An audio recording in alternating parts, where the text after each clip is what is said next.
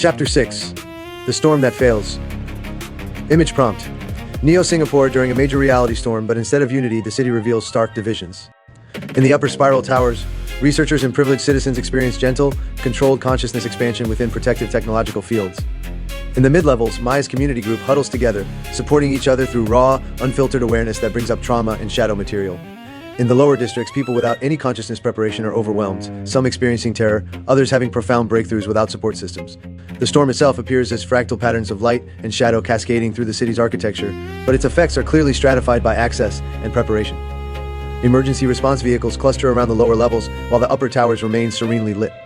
Professor and Monkey Storm question. Professor, most intriguing, what happens when consciousness evolution becomes a collective experience, but the collective is divided by systems of access and preparation? Can awakening truly be individual if the conditions for awakening are systematically unequal? Monkey, whoa, plot twist. What if the fancy consciousness storm protection actually protects you from consciousness instead of with it? Sometimes the safest experience is the least real one. The parable of the rain in the gardens. The same spring rain fell on 3 different gardens in the valley. The first garden belonged to a wealthy family who had installed elaborate drainage systems, protective coverings, and irrigation controls. When the rain came, their system activated automatically, filtering the water, moderating its flow, and distributing it evenly across their carefully maintained beds. The plants received exactly the amount of moisture their care manuals recommended, and the garden remained pristine and beautiful.